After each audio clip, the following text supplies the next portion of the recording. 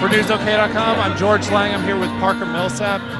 Saw your performance in there. It was pretty extraordinary. Tell me where does this kind of rootsy, very earthy approach to music come from? Well, I grew up listening to a lot of gospel music and also a lot of blues and songwriter music, and I was raised in a Pentecostal church, so maybe the excited part comes from that. Right. So, yeah, it's just all I've ever really known, I guess. Well, so I mean, it's obviously rooted in some really strong traditions in American music, but it also feels really fresh. It's like when you started playing this music, tell me how it made you feel from the very earliest age. I'm just trying to write a good song. Yeah. That's for me. That's it. That's just trying to write a good song. Part of our sound came from basically we got tired of trying to keep up with drummers, and so we kind of abandoned them. And then Mike got an upright bass, so it's like, well, let's see how much racket we can make with an acoustic guitar and an upright bass. And so we figured that out, and then Dan came into the deli one night and was like, hey, can I play with you guys? So we got a fiddle player.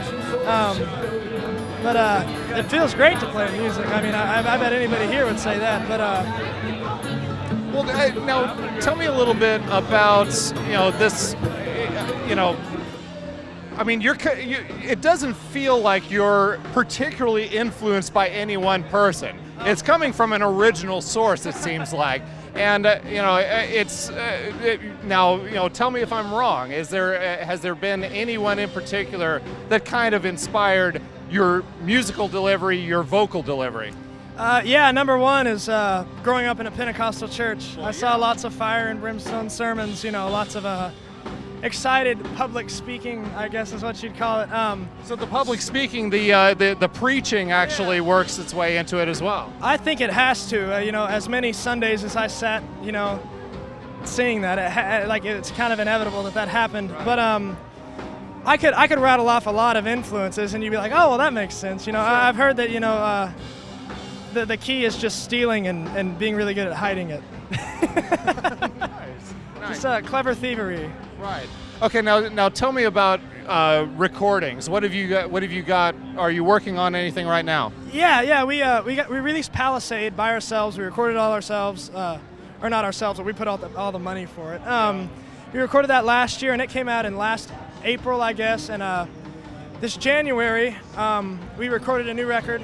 But we're working on some distribution deals and that sort of thing with it, so it probably won't come out until next January. Oh, okay. But it's on its way. So. Right. But barely anybody knows about Palisade, so we're kind of still trying to get that out there. So it's still fresh out there, and you can work that for now. Yeah, I mean, we've been playing the songs for at least like 9 months now, but we got a fresh batch of songs and thought let's record them while they're fresh to us, and so we got them recorded, but we're just waiting to release it. So. Well, tell me about your experience with the Buffalo Lounge. I mean, obviously this is a great showcase for Oklahoma musicians. What's your experience been like? It's great. The stage is really awesome, and everybody that came out was super supportive. Sometimes I think it's really easy to get lost in a lot of things in Oklahoma. There's not as much. It's not Austin. I'll say that. Right. Oklahoma City and Norman aren't Austin. There's not the infrastructure there for live music that there is here, but this proves that there are Okies who are fans, and that Oklahomans can, succeed elsewhere. It's like what we're doing is, hopefully something at least interesting, if not important, and this just kind of gives us a chance to prove it. Somebody asked me the same question earlier, and I said, most Texans will tell you that Texas doesn't fall into the ocean because Oklahoma sucks, but we're doing our best to prove them wrong. Exactly. So.